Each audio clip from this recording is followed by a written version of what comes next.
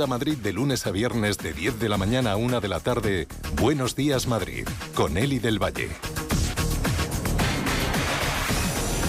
Aumenta la indignación después de que hemos conocido los múltiples fallos registrados en pulseras para maltratadores. Esas pulseras que nos indican exactamente en todo momento la ubicación de esa persona que tiene orden de alejamiento. El problema se ha dado a conocer por la Fiscalía General del Estado, que ahora trata de rebajar la polémica. Según se ha desvelado esta Fiscalía en su memoria, la pérdida de datos de los agresores durante una migración entre empresas adjudicatarias de estos dispositivos se tradujo en una gran cantidad de absoluciones y sobreseimientos, dejando a las víctimas de violencia de género desprotegidas durante el tiempo que duró el fallo, que no fue una cosa tan puntual como parece que quieren dar a conocer desde el Ministerio de Igualdad, porque la cosa estuvo en el aire durante 9 meses, de marzo a diciembre de 2024. Provocó un vacío legal que, además, ha provocado también que muchísimas mujeres se sientan en estos momentos desprotegidas, porque si ha pasado una vez, ¿por qué no va a pasar más? Bueno, hay asociaciones, yo creo que la totalidad de las asociaciones que luchan contra la violencia de género, que están pidiendo explicaciones. Una de ellas es ALMA, cuyo portavoz es Gregorio Gómez, a quien voy a saludar ya. Gregorio, muy buenos días. Buenos días, Eli. Bueno, fallos puntuales no parece que sean, porque han durado 9 meses. Hombre, muy puntual no parece ser. En algo tan básico como es cuando uno va a actualizar el Windows, lo primero que hace es una copia de seguridad. Ya. Y aquí no se ha hecho, por lo visto. Sí, y si lo han hecho mal, porque no han tenido a disposición los datos en horas, que es lo que tenía que haber pasado, ¿no? Todos podemos... Oye, nada es perfecto, puede haber un fallo, pero ese fallo tiene que corregirse en segundos. Esto se hubiera solventado si hubiera habido una copia de seguridad a la que se pudiera acceder en el momento en que ves que la otra no está funcionando. Uh-huh. Gregorio, vamos a recordar un poquito cómo funcionan estas pulseras. Bueno, las pulseras, el agresor lleva una colocada en el tobillo, en la muñeca, junto con un aparato emisor, que es como si fuéramos decir un móvil antiguo, ¿no? Que no tiene nada más que las funciones de emitir la señal de donde él se encuentra. Y la mujer pues lleva otro dispositivo que lo que hace es que cuando se aproxima a la distancia que la justicia ha puesto, vamos a poner 500 metros, él se acerca a esos 500 metros, sobrepasa los 500 metros, a ella le sale un aviso, pero a ella no le sale dónde está o deja de estar. Ella puede pensar, que es lo primero que va a pensar, que lo tiene a la espalda. Claro, vamos a poner un ejemplo práctico, Gregorio. Maltratador que lleva una de estas pulseras y decide saltarse esa orden de alejamiento.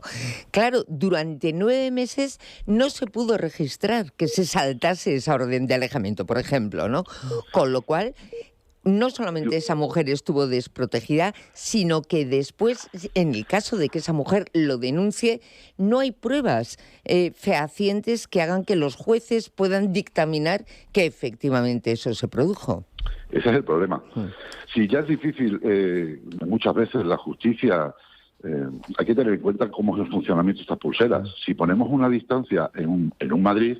Oye, en 500 metros, pues es difícil que a lo mejor salte, ¿no? Si viven en barrios distintos, es más difícil que coincidan, ¿no? Y que se salte esa distancia, a no ser que lo haga queriendo, lógicamente.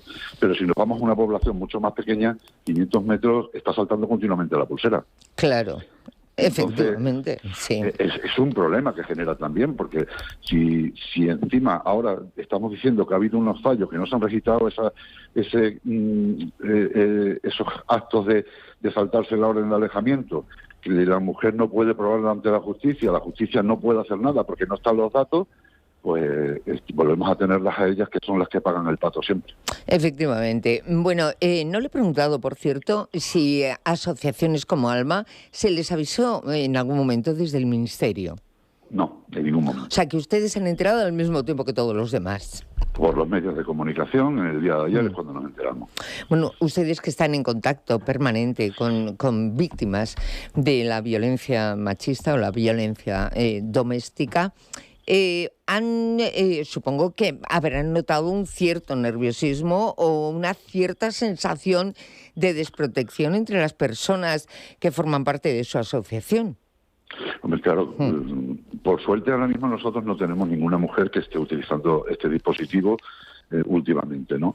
Pero claro, si ya, vuelvo a repetirlo, si ya es complicado, las pulseras de alejamiento salvan vidas, pero también hay que tener en cuenta que ellos han aprendido a utilizarlas para seguir maltratando a la mujer, sí, haciendo que salte simplemente con el hecho de irse a comprar a un establecimiento, a tomarse un café, sabiendo que ella va a pasar por ahí camino al colegio, camino al trabajo, ¿no? Entonces, que falle en el sistema, en que pierda los datos, en que pierda la comunicación, que también hubo un problema el año pasado con estas pulseras porque daban muchísimos fallos las nuevas pulseras, porque no hablaban de muy buena calidad. Yo digo que principalmente el fallo viene por el hecho de no haber hecho unas pruebas piloto antes de ponerlas en funcionamiento y dárselas a las mujeres. No podemos entregar una herramienta que no funciona. Vamos, eso está absolutamente claro. Es cierto que las nuevas tecnologías ayudan mucho. Las pulseras antimaltrato o que de alejamiento a los maltratadores, hombre, son factibles gracias a estas nuevas tecnologías, pero lo mismo que hay muchísimos fallos en otros dispositivos, también los hay en estas pulseras, como estamos viendo. ¿Qué alternativa hay si no es esa alternativa? Hombre, lo primero es hacer bien las cosas. Ya. Es decir, si yo voy a dar, porque el contrato solo tiene otra empresa distinta y tengo que migrar la información, bueno, pues lo primero es haber hecho una copia de seguridad, como decía antes. Sí, pero, eso es de primero de informática, vamos. Vamos, que no lo sabe un crío Sí. ahora de 9 años. Sí. Lo sabe perfectamente. Pero para mí el funcionamiento tendría que ser distinto. Esto no tenía que ser una concesión a una empresa. Esto lo tenía que llevar directamente el Ministerio del Interior, que es el que protege la seguridad de las personas en nuestro país. Entonces, es el que tenía que gestionar ese centro directamente. Que ese centro lo puede luego comprar pulseras a una marca u otra marca, vale, pero con sus testeos, etcétera. Pero quien tenía que hacer el seguimiento para evitar los problemas, y además estarían informados automáticamente en el momento exacto en el que está ocurriendo el hecho. No que de esta manera ahora mismo lo que están recibiendo la información es el Centro Cometa. El Centro Cometa se tiene que poner en contacto con la mujer, con el maltratador, a ver si ha sido un fallo, a ver si está cerca o no está cerca, avisar al policía o el guardia civil de turno. Estamos perdiendo tiempo. Igual que tenemos un centro como es el 112 para las emergencias, si estamos hablando de la seguridad de la vida de las mujeres, esto tendría que gestionarlo directamente el Ministerio del Interior. Aquí el problema está, Gregorio, evidentemente en el fallo, pero después en que parece que nadie asume responsabilidades en este país, y que es verdad que estamos hablando mucho ahora de esta cuestión, pero que de aquí a dentro de nada pues se quedará ahí en el aire, en el olvido, aunque me imagino que asociaciones como Alma, hombre, estarán presionando para que alguien dé algún tipo de explicación o para que alguien asuma algún tipo de responsabilidad. Responsabilidades en este país pocas, me parece. No. Eso es un problema intrínseco de nuestra sociedad, por lo que parece, ¿no? Hombre, lo que sí nosotros solemos hacer cuando nos hemos reunido con distintos entes públicos, no solo quejarnos, sino ponerle soluciones encima de la mesa. Lo que pasa es que para solventar este problema lo que hace falta es dinero. Y no escatimar en un contrato, porque pase de una empresa a otra, para un servicio tan importante como es el cubrir la vida de unas mujeres, ¿no? Entonces, hay que destinar los recursos necesarios y no intentar hacerlo lo menor posible, ¿no? Si no, no pasarían estas cosas, porque hay que tener en cuenta que si nos fijamos en lo que es en las contrataciones, antes lo tenía Telefónica, que subcontrataba con Securitas Direct el servicio. Sí. Es decir, Telefónica se quiere llevar dinero, por lo tanto paga menos a Securitas Direct, por lo tanto Securitas Direct no tiene todo el remanente de ese dinero para gestionar el centro, por lo tanto tiene que recortar en algún lado, por algún sitio tiene que, pero que al final ¿quién termina pagándolo? Las mujeres. Esto del dinero, no hay dinero, esto que escuchamos muchísimo, Gregorio, ayer lo comentábamos precisamente en la redacción de este programa, a veces hace mucha gracia, ¿no? No hay dinero para formalizar un contrato, hombre, que ofrezca todas las garantías, no hay dinero para poner pulseras a todos los maltratadores que deberían llevarla, pero es que luego no contamos el dinero que puede costar simplemente un juicio, es decir, llevar a un señor a un juzgado, pagar los abogados. Es decir, es verdad que hablamos muchas veces del dinero sin tener en cuenta el dinero que cuestan las consecuencias. Claro.